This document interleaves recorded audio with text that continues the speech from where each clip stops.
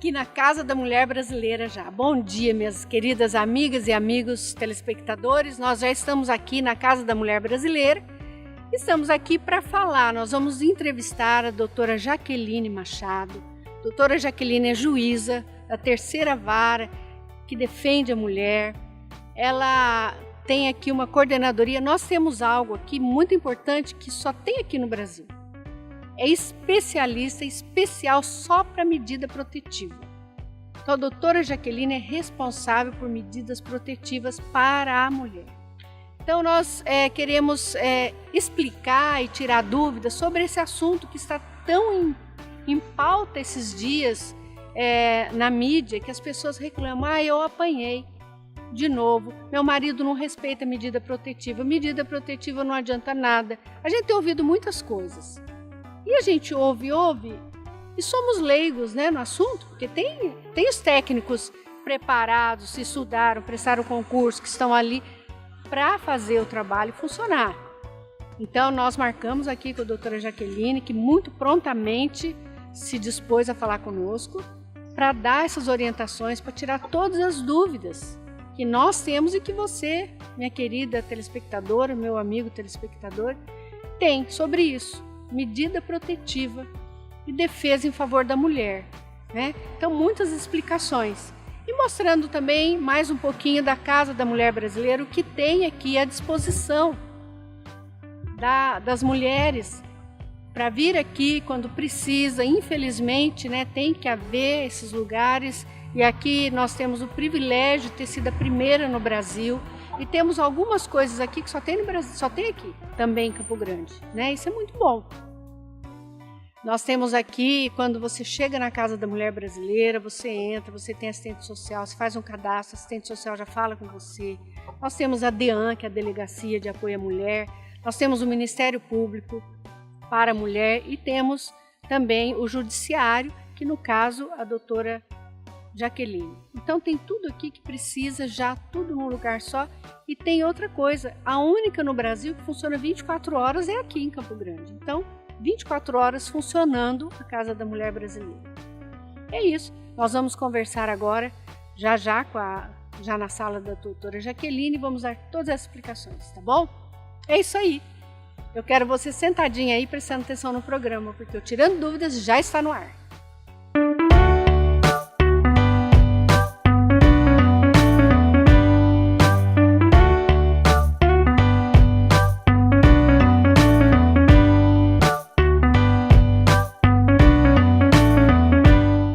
Nós já estamos aqui na sala da doutora Jaqueline, a juíza.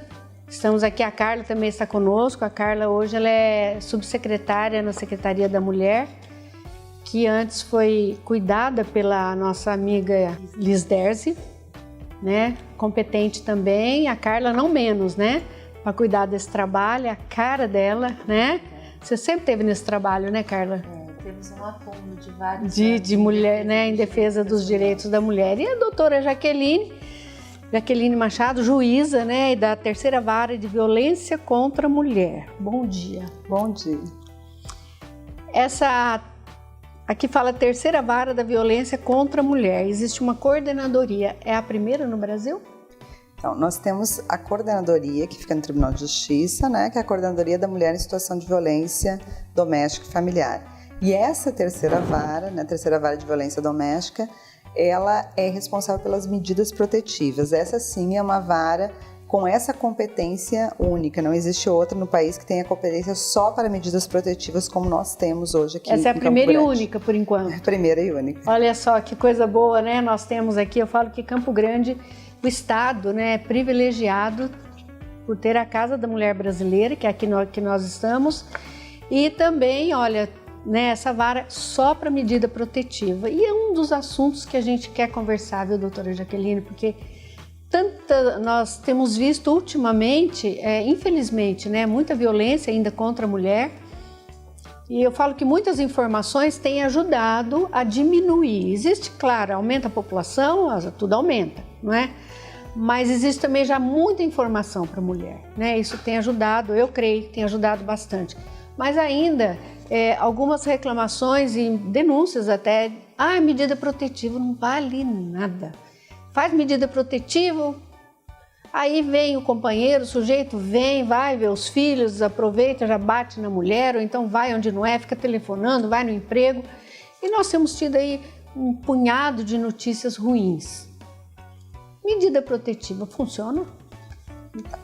A experiência que nós temos aqui da vara é que funciona, porque hoje nós temos em vigor 2.500 medidas protetivas e os casos de reincidência não são tão altos assim e nem dos crimes graves cometidos com a medida protetiva.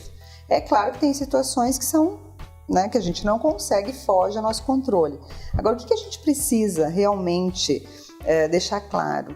Que não basta a mulher vir e fazer boletim de ocorrência. Ela precisa, nos crimes em que dependem da representação dela, que ela represente. Precisa manter essa medida protetiva. O que a gente tem muito? A gente tem muitos pedidos de medida protetiva seguidos, dali alguns dias ou meses, de um pedido de revogação de medida protetiva. Porque a mulher, eu entendo a situação dela, às vezes ela está no ciclo de violência, às vezes aquele agressor é a pessoa com quem ela conviveu, com quem ela tem filhos, então ela acha que a situação se acalmou, que ela não precisa mais, então para evitar complicações na hora de pegar os filhos, ela acaba retirando a medida, né?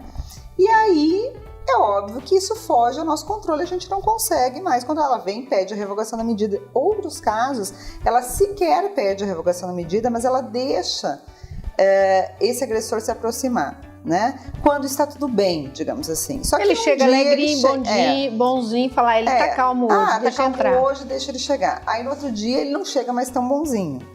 E aí, quando ela vem nos comunicar, já aconteceu algum fato daí gerador de violência. A mulher precisa entender que a medida protetiva, para que seja eficaz totalmente, precisa partir dela também essa determinação de dizer não. A medida é de determinação judicial, ele não pode se aproximar, ele não pode telefonar, ele não pode mandar mensagem, ele tem que manter a distância determinada pela justiça. Então, eu vou ficar longe. E vou realmente comunicar no primeiro descumprimento para ele entender que isso é sério. Porque não pode haver uma mensagem dupla para esse agressor, né? A justiça determinando que não e de repente ele indo. E a gente tem inúmeros agressores presos por descumprimento de medida protetiva, né? Hoje nós temos mais de 30 presos provisórios. Nós temos 73 até semana passada, acho que já tem mais alguns, 76, 77 réus monitorados com tornozeleira eletrônica porque alguns não cumpriram adequadamente a medida protetiva. Então tem formas de a gente agravar, mas a gente precisa dessa participação dessa mulher, essa mulher precisa insistir, ela precisa vir e dizer, olha, ele não está cumprindo, né?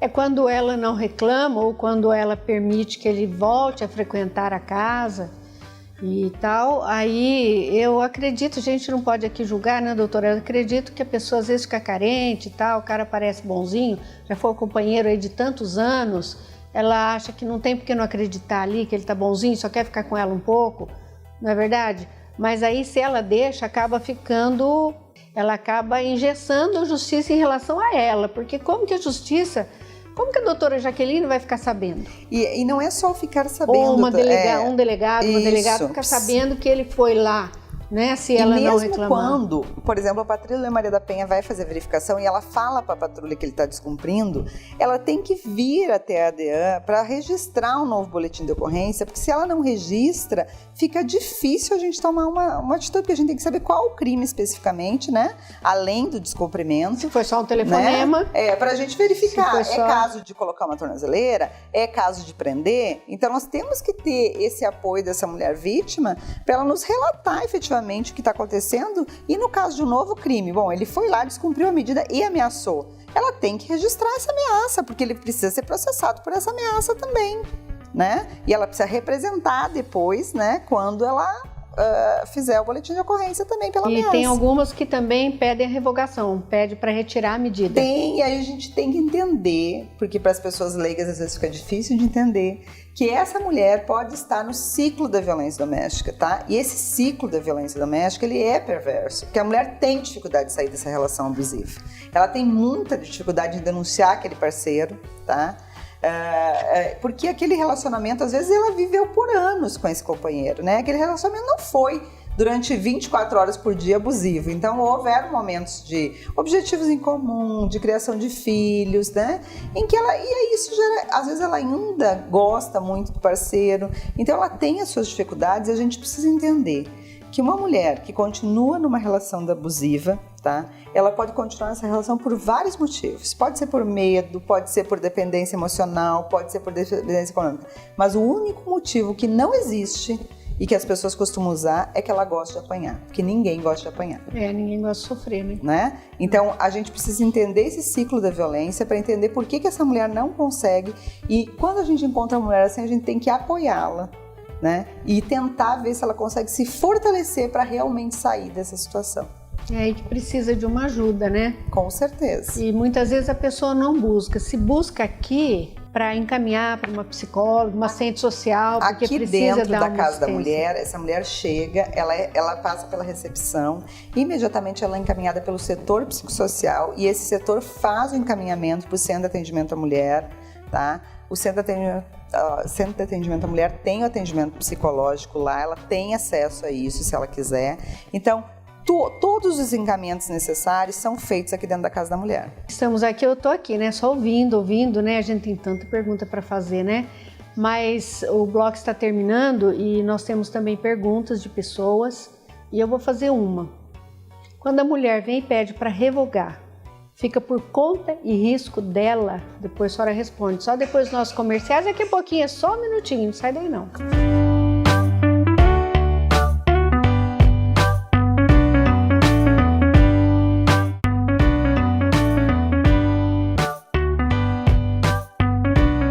Fiz uma pergunta para a doutora Jaqueline, juiz aqui da terceira vara, cuida especialmente das medidas protetivas e é isso que nós estamos falando, né? Especialmente isso. E eu perguntei se a mulher pedir para revogar, retira e sofre agressão, tudo isso fica por conta e risco da mulher? Então, na verdade, quando ela faz o pedido ou perante a Defensoria ou perante o Ministério Público para retirada dessa medida protetiva, a gente não pode se sobrepor à autonomia da mulher e negar esse pedido, exceto quando a gente consegue identificar que há uma coação, que há uma pressão familiar em cima dela. Aí a gente determina que se faça uma avaliação psicológica para ver se ela realmente está com uma vontade livre nesse sentido e um estudo social. Muitas vezes a gente não concede a retirada da medida, só que aí a medida fica fragilizada, dela, né? Porque não tem mais a permissão dela desse desejo dela de manter a distância. Então, a medida funciona quando efetivamente essa mulher também se coloca como a grande fiscalizadora do Poder Judiciário, não sei se dizer, olha, ele não está cumprindo. Podemos colocar assim, 70% a justiça, né? Porque a justiça está ajudando. 30% é a fiscalização dela e a ajuda dela em manter a distância e querer essa distância. E também a gente tem que levar em conta o seguinte, essa mulher tem todo um histórico ali de familiares que estão ao redor dela, familiares do companheiro, familiares dela mesmo, e às vezes ela se sente pressionada e muitas vezes a mulher se sente culpada, porque a gente tem ainda muito, né, aquele conceito da culpa da vítima nos crimes cometidos contra ela, né? Então, às vezes ela se sente culpada e ela acha que ela está prejudicando ele com essa medida, mas essa medida protetiva não impede que ele arranje emprego, isso não torna a ficha dele, ele fica com antecedência, não, pela medida não. Ele vai ficar pelo processo criminal. Se ele for condenado num processo criminal, ele fica com antecedentes, mas a medida não. Ele pode junto também à medida protetiva, solicitar um dia para ver os filhos. Fora. Sim, a questão dos filhos, ele não tem nenhum direito com relação aos filhos. Ele só não vai poder se aproximar dela pelos filhos. Uma terceira pessoa pode intermediar isso, ou ela pode mandar alguém levar os filhos, né? Isso. Agora, o importante é entender isso, é que ela tem que saber que a medida protetiva ela só vai proteger efetivamente ela se ela também tiver a atitude de representar, de prosseguir com o processo, de registrar novos boletins quando houver, né, um outro delito, e que quando aconteça, né, venha acontecer a prisão dele pelo descumprimento da medida, ela se livre dessa culpa, porque na verdade ele só foi preso porque ele descumpriu uma ordem judicial que era para ele, né? Então, sim. Porque tem muitas vezes que quando o agressor é preso, ela vem aqui porque toda a família em volta, né, ela acaba se sentindo pressionada e culpada e ela quer a soltura dele, né? Só que ela tem que entender que há situações em que a vida dela está em risco e a gente precisa preservar. Precisa preservar a vida, né? Nós temos aí uma matéria que são algumas perguntas, né? E depois nós vamos responder essas perguntas. De acordo com a última pesquisa realizada pela Datafolha, no Brasil, por hora, 503 mulheres sofrem algum tipo de violência doméstica. E deste número, 52% das mulheres ainda se calam. E mais alarmante ainda é que deste número, apenas 11% procuram uma delegacia. E nós viemos bater um papo aqui com a Flancilene e com a Jusceléner sobre os direitos, né, sobre essas questões da violência doméstica. A Jusceléner é uma apoiadora das mulheres e ela incentiva que elas mostrem a cara. A mulher tem mesmo que procurar seus direitos, tem mesmo que buscar justiça, já que são vítimas que têm que ser assistidas, né, e que esses agressores venham a pagar por aquilo que cometeram, né? Então a mulher tem mesmo que procurar seus direitos e tem que buscar a justiça para que a justiça seja feita. E a Flan, ela já foi vítima, né, de um ex-companheiro. Como que é esse processo, Flan, nesse momento que você se vê inserida nessa agressão, quando você se notou tudo aquilo, misturado com sentimentos, como que é para a mulher? É no mínimo constrangedor. Né? É muito difícil e é muito importante a gente não julgar uma mulher que passa por esse tipo de problema. Tem toda a questão da autoestima muito baixa, do amor que ela sente pelo agressor. E é tudo muito difícil para ela tomar uma decisão. Tem muitas vezes os filhos que estão envolvidos, a família, a parte financeira. Então tudo isso se completa e fica muito complicado da pessoa tomar uma decisão de denunciar o agressor, por exemplo. No caso, às vezes não é nem a violência física em si, mas é agressão verbal, é outro tipo de agressão, às vezes é só apertar, às vezes é só empurrar, às vezes é atacar objetos. Então tudo isso vai deixando a pessoa muito triste, é uma agressão e ela não se dá conta, até que por fim vem o caso da agressão física e às vezes acontece até coisas piores. Né? Então assim, eu como fui vítima disso já, não foi, às vezes a pessoa fala, só foi um tapa no rosto, é muito. O homem não tem que agredir uma mulher não é propriedade do homem, ele tem que respeitar a companheira dele. Dificuldades todo mundo tem na vida, eu sempre digo isso, mas partir para a violência física ou verbal, isso não. Então a mulher sim, ela tem que denunciar, mas ela precisa do tempo dela, ela precisa mais de apoio das pessoas e menos julgamentos, porque cada um sabe o que se passa entre quatro paredes. Por exemplo, eu começava a achar que a culpa fosse minha. Aí eu falei, eu vou fazer diferente. Só que, na verdade, eu já estava doente, né? Você já está com a autoestima muito baixa e você começa a ter esse sentimento de culpa, o que não deve acontecer. Se uma situação chegou a isso, os dois têm que conversar e os dois têm que achar uma solução juntos. E Flan, você poderia deixar uma mensagem, né, para as mulheres que também foram vítimas e as muitas que são? Meninas, fale com uma amiga que seja. Não quer envolver a família, fale para uma amiga. Foi uma amiga minha que me deu essa coragem de sair daquela situação. Aquele medo de ficar sozinha, que você nunca mais vai encontrar alguém, esse medo não existe. Você se amando, as outras coisas vão fluir naturalmente. Hoje eu sou casada novamente, sou feliz. Tudo que eu achava que eu não ia acontecer comigo, hoje acontece de uma forma tranquila. E aproveitando a oportunidade, elas têm uma dúvida para tirar com a juíza Jaqueline, né? Jusceléner, qual seria a sua dúvida? Há casos onde a mulher, a vítima, no caso, não consegue revogar uma medida protetiva? Doutora, no caso do agressor infringir a lei, a polícia pode prender de imediato ou é necessário uma ordem judicial? Então, doutora, uma das perguntas é essa: quando o agressor infringe uma medida protetiva, a polícia pode, junto com uma reclamação, já prender ou tem que aguardar uma ordem judicial?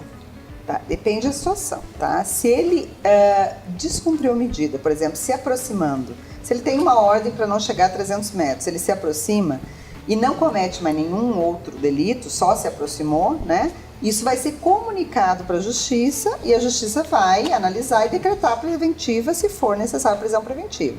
Agora, se ele está, naquele momento de descumprimento da medida protetiva, cometendo um outro delito, ou ameaçando, ou perturbando, aí a polícia tem que se prender ele flagrante sim e trazer para a DEAN para fazer o boletim de ocorrência, para fazer o flagrante. Porque, pelo que dá para entender, a medida protetiva, ele ia até a pessoa propositadamente. Pode, ocasionalmente, estarem no mesmo evento, um lá, outro cá. Sim, aí não vai ocasionar a prisão imediata, vai ser comunicado. Porque ele não está incomodando, está lá. Na verdade ele está descumprindo, aí nós temos que ver... Ele tem que ir embora. Tem que ir embora, mas nós temos que ver, assim, como que se deu esse descumprimento, se foi intencional, se não foi, o que acarretou isso. Então, tudo isso tem que ser estudado para verificar se é necessário uma prisão, um agravamento da medida, uma colocação de tornozeleira eletrônica, qualquer situação assim. Existem alguns casos, como foi perguntado, que a mulher não consegue revogar. Ela quer revogar a medida protetiva, mas ela não consegue. Ela não vai conseguir revogar, porque pode ser indeferido o pedido de revogação dela, se a gente verificar, tá, através de uma avaliação psicológica, que ela está sendo coagida a isso. A pedir, tá? A revogação. Ou que ela está sofrendo uma pressão para isso, tá? E que isso, na verdade, vai contra aquela necessidade que a gente tem no momento de proteger a vida dela. E às vezes até dos filhos. Aí a justiça tem essa responsabilidade. Aí a justiça tem que agir, só que aí a medida fica fragilizada, aquilo que eu falei, porque a gente não tem como cuidar tudo e ela pode abrir guarda. Porque eu torno a falar, são 2.500 medidas em vigor hoje, né? Então, essas 2.500 é complicado. Como vai saber o que está acontecendo, né? A Patrulha Maria da Penha faz essa fiscalização, mas eles não podem passar todos os dias e falar com cada vítima. Não tem como numa cidade do tamanho de Campo Grande. Então, nós precisamos que essa vítima, né, venha e relate isso. Né? Porque a gente tem casos em que não há relato, e quando há o relato, às vezes é tarde demais. A medida protetiva não tira o direito do parceiro, né, do companheiro, dos filhos, não tira o direito aos filhos. Não. Mas e se a agressão for também com os filhos? Sim, aí é outra situação, né? Porque daí, se a agressão foi contra os menores, os filhos, que às vezes ele vai na mãe dos filhos ele vai responder um processo na vara adequada, própria, que é de crimes contra crianças e adolescentes. E aí lá na vara da infância pode ser decretada uma medida também. E essa medida que é decretada para a mãe pode ser estendida aos filhos, sim, em caso de crime contra os filhos, até que se decida a questão lá do processo que ele vai ter com relação a essas crianças. Porque pode acontecer, né? Pode não, acontece bastante, né? Dessas agressões. Em relação, nós sabemos que existe uma lei antiga aqui do nosso estado e eu já soube agora que a Maria da Penha também prevê uma atenção especial também, um tratamento ao agressor. Na verdade, o que nós temos hoje, a Coordenadoria da Violência da Mulher tem um projeto para fazer grupos reflexivos de agressores. Isso não significa que nós vamos tratá-lo, né? Porque isso vai muito além da nossa pessoa. Isso é uma questão de saúde. O psicólogo, né? Não trata, não tem isso, não tem essa disponibilidade. Esse grupo vão ser grupos reflexivos que não vão se colocar no lugar das penas que o agressor tem que cumprir. Se ele for condenado, ele vai ter que cumprir a pena dele. Esse grupo, independente da pena, ele vai... a gente vai fazer grupos para reflexão mesmo, para que ele consiga entender o caráter daquilo que ele fez, né? Agora, se isso vai fazer com que ele mude ou não, a gente espera que isso vai fazer com que ele entenda, né? Principalmente naqueles casos em que houve toda aquela criação machista, e às vezes tem agressores que nem se dão conta que um xingamento, que uma colocação de dedo na cara, que um xingamento seria um crime, né? Ou que a forma que ele trata a mulher, na verdade, é uma forma criminosa, porque ele acha que não, né? Então ele... por exemplo, a questão patrimonial, dela trabalhar e no final do mês ter que dar o dinheiro todo na mão dele. Então, isso, com o grupo reflexivo, a gente vai tentar despertar nos agressores, para que eles entendam, né? Agora, isso tem que deixar bem claro. No grupo reflexivo, nós não vamos tratá-lo. Então, a mulher não pode ficar com esperança de que ele vai participar dos encontros e vai sair uma nova pessoa. Né? Porque isso depende podendo contribuir um pouquinho com o debate, claro.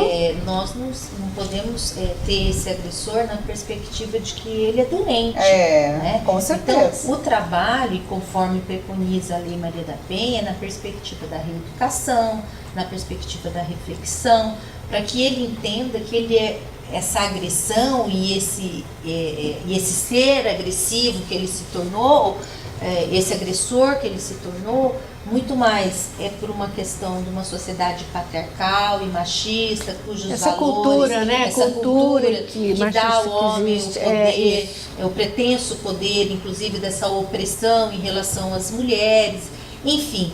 E ele perceber toda essa situação, que não é comum muitas das vezes a ele próprio, mas é uma questão exatamente da nossa construção social, e que ele possa se perceber de uma outra forma.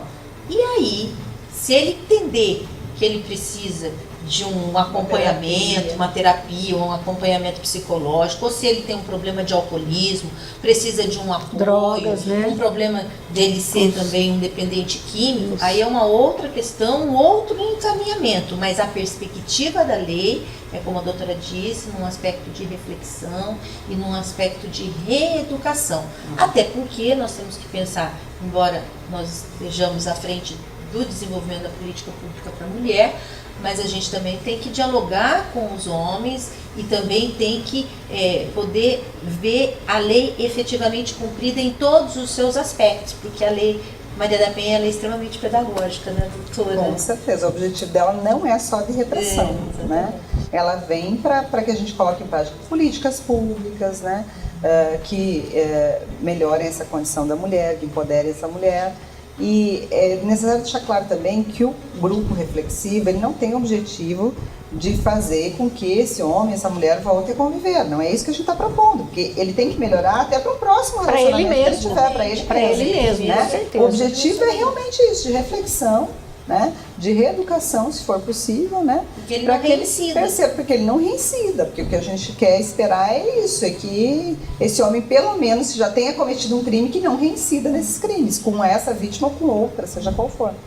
E como a Carla disse, se for um caso que precisa de um tratamento, vai se procurar um tratamento, né? Se ele acha que precisa, né? Mas isso não está vinculado a retirar a medida protetiva, vai ficar em casa, vai se tratando, não é isso. A gente tem que lembrar também que as pessoas costumam muito falar que a causa da violência é o álcool, é a droga. Isso não é causa de violência. Não. Né? A causa de violência é o machismo, é essa forma como a nossa sociedade é construída, né? E o álcool e a droga, ele potencializa simplesmente. Sim, tira o senso crítico, pessoal. Mas ele não é causa e nunca vai ser causa. Então não adianta dar desculpa que ele só foi lá agredir porque ele bebeu. Porque tem muitos homens que bebem que não agridem, né? Eles agridem só essa mulher, porque ele não agride só a mulher, ele não agride o chefe, ele não agride o vizinho, os colegas, né? Os colegas. Bebida, então a gente tem que entender isso, né? É uma questão patológica. Não é uma questão patológica. Se nós falarmos em tratamento, nós estamos patologizando a violência, e não é essa a questão. Com certeza. Violência é violência. Quando a gente fala do ser humano, quando a gente fala de pessoas, a gente cai sempre naquele assunto, né? Educação, formação familiar, né? Uma cultura, porque os pais, quando ensinam os filhos que eles precisam respeitar todo ser humano, seja homem, seja mulher, e respeitar, porque ele tem que respeitar para não sofrer punições. O ideal é a gente pensar em educação de meninos e meninas com a igualdade de gênero. Com igualdade. Né? Com igualdade de gênero, para que meninos entendam, porque a gente hoje ainda vê os meninos, alguns pais sendo falando que o menino pode tudo, diferente das meninas. As meninas têm o mundo da casa, das panelinhas, do bebê, né? E o menino tem o mundo da rua, do carro, do avião. E nós precisamos entender que a gente não pode mais aceitar isso, né? Vem alguns pais, e a gente sabe de casos que existe assim, até reclamações que o pai, especialmente o pai, incute na cabeça do menino que ele é menino, que ele pode isso, pode aquilo, que ele é menino. E é aí que o coitadinho da criança, quando cresce, né, já está aí todo atrapalhado e pensando que pode tudo e não pode não. É onde chega numa situação que nós estamos falando hoje, né? Casados, com filhos, medida protetiva, não pode chegar perto, e senão vai ser preso. E aí não respeita nenhuma regra social, né? Não só essa, né? Não respeita. Então a gente precisa entender que existe, nós vemos numa sociedade onde a gente tem uma Constituição, e mesmo que não tivesse, né, toda a Declaração de Direitos Humanos diz isso, nós precisamos nos respeitar, né? Pelo fato de sermos seres humanos, né? Com certeza. Isso, nós estamos aqui encerrando, tivemos um segundo bloco estendido, né? Mas nós vamos para o terceiro já. Vamos deixar a doutora Jaqueline trabalhar, porque ela sentou aqui e se dispôs a nos dar essa orientação, sabendo que precisa essa orientação, nossa população precisa, carece de entender algumas coisas, que existem essas dúvidas e por causa de muitas reclamações, noticiários falando, medida protetiva não vale nada e tal. Vamos conversar com quem faz a medida e com quem, né, pode dar essa explicação. Muito obrigada, doutora Jaqueline. Olha, você ficou esse tempo aqui, a mesa está cheia lá, está com visita aqui na casa, né? Tem uma visita de fora aqui, né? Uma pessoa que veio de outro estado também. E ela ficou aqui para nós. Olha só, muito obrigada de coração, viu? Pela sua boa vontade, pela sua disponibilidade de falar e falar numa linguagem que eu acho que todo o nosso povo entendeu, né? Vamos para o terceiro bloco. Já, é rapidinho, é só o tempo de uma água, tá bom?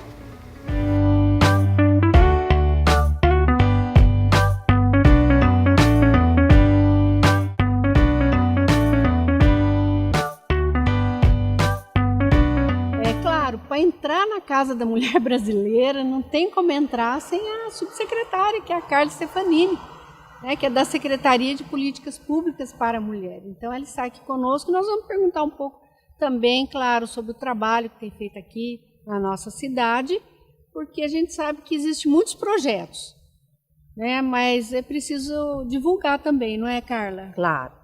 E o projeto da Casa da Mulher Brasileira é muito especial e é muito caro para todos nós, não só para as mulheres campograndenses, sul-mato-grossenses, mas para toda a sociedade, né, Magali? Porque realmente chegar até esta casa teve todo um caminhar na efetivação das políticas públicas para as mulheres em Campo Grande e no estado de Mato Grosso do Sul. Você acompanhou como parlamentar, como vereadora durante longo período a nossa atuação tanto na gestão municipal, em 2005, depois na gestão estadual, construindo o caminho para que a gente chegasse nesta Casa da Mulher. Foi construído ao longo do tempo, né? Não foi a curto prazo, e não sem razão, é a primeira, é um orgulho, ainda que seja para tratar de um aspecto tão doloroso da vida das mulheres, que é a questão da violência sofrida por elas, mas é um orgulho saber que Campo Grande cedia, né, tem a primeira Casa da Mulher Brasileira, privilégio para Campo Grande, que num só espaço reúne todo o atendimento sociopsicológico e também o sistema de justiça, a vara especializada de violência doméstica e familiar, a delegacia de atendimento à mulher vítima de violência, o Ministério Público, a Defensoria Pública e um alojamento pelo período de 48 horas. Essas mulheres podem ser alojadas até serem encaminhadas ou para casa-abrigo ou para um lugar seguro. Além de uma brinquedoteca que recebe e acolhe essas crianças que acompanham as suas mães, também um posto da FUNSAT, que é a Fundação Social do Trabalho, que é quem qualifica e encaminha para o mercado de trabalho. Nós sabemos que a autonomia econômica da mulher, ela também contribui muito para que ela possa romper o ciclo da violência. Então, aí a razão de nós termos um posto também da FUNSAT funcionando dentro da casa. E lembrando que nós temos 3 casas no país e esta funciona 24 horas. Então, se a mulher sofre agressão, e agressão, você sabe, Carla, muita gente fala agressão, bateu, tá roxa, mas não é só isso, né? Não. A agressão não é só física.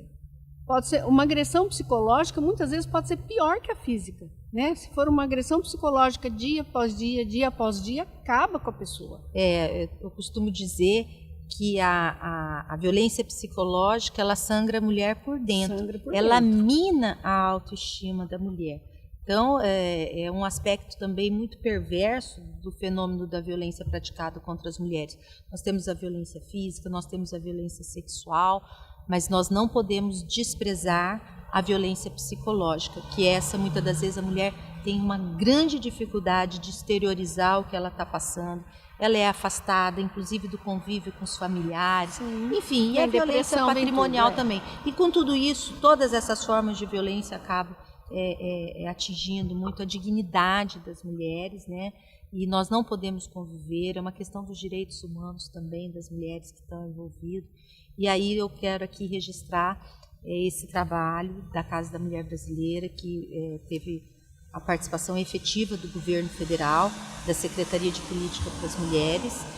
Hoje a nossa secretária nacional, Fátima Pelais, tem um olhar atento para este trabalho, né, para que esta casa efetivamente cumpra o seu papel transformador nas vidas das mulheres que sofrem violência. E lembrar sempre, Magali, que eu acho importante nós divulgarmos quando temos essa oportunidade, que é o Ligue 180.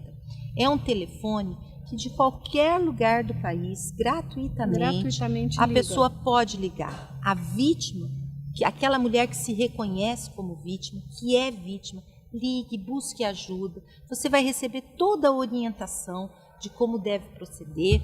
E também aquelas pessoas que conhecem uma mulher que é vítima de violência, quer seja sua vizinha, quer seja um ente da família, enfim, uma amiga, uma colega de trabalho, ligue, busque ajuda para você poder bem orientar esta mulher que está sofrendo violência. Não é fácil para as mulheres romperem o ciclo da violência, elas precisam de apoio. Nós, poder público, estamos aqui a apoiá-las com os serviços, mas este tem que ser um envolvimento de toda a sociedade. Portanto, o Ligue 180 é muito importante para que a gente possa difundir esse número e as pessoas podem buscar orientação através dele.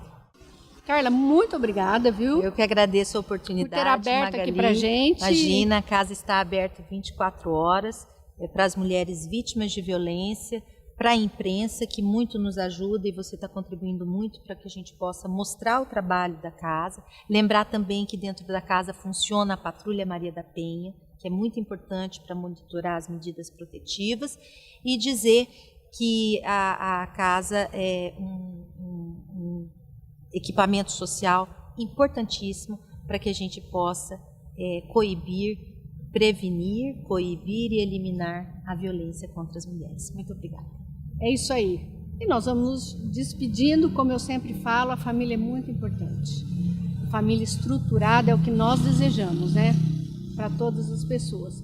Então, que você aí nesse final de semana, que ele seja ótimo, maravilhoso para você e junto da sua família em harmonia, bom? Que Jesus possa estar aí no seu lado. Até lá!